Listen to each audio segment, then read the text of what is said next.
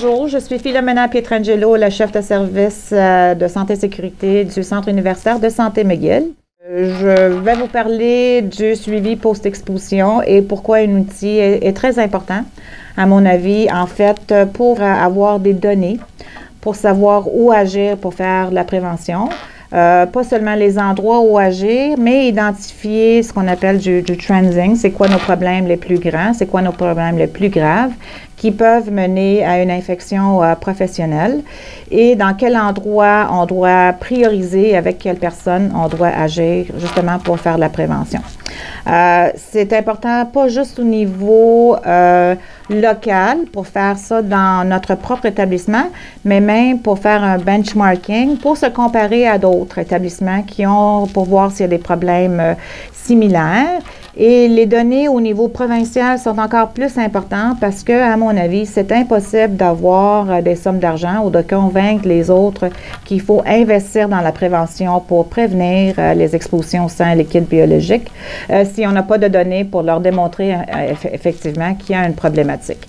Et souvent, les dispositifs sécuritaires sont souvent plus chers, beaucoup plus chers dans certains cas que les dispositifs classiques qui posent des risques.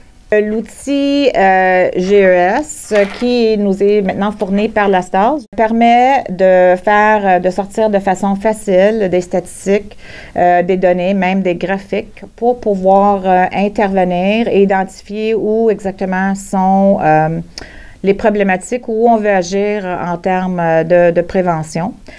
La rentrée de données est facile et la sortie des rapports est aussi très facile si on veut regarder par type d'emploi, par lieu, par circonstance, comment l'accident s'est produit et aussi par dispositif pour identifier sur quel dispositif on voudrait agir.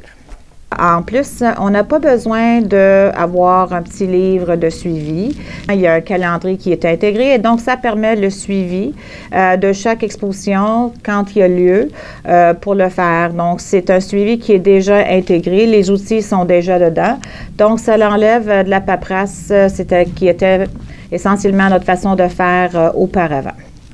Le fait d'utiliser toujours le même outil, que plusieurs établissements, en fait, utilisent le même outil, ça va pouvoir permettre une comparaison parce que l'entrée de données est faite de la même façon pour chaque établissement.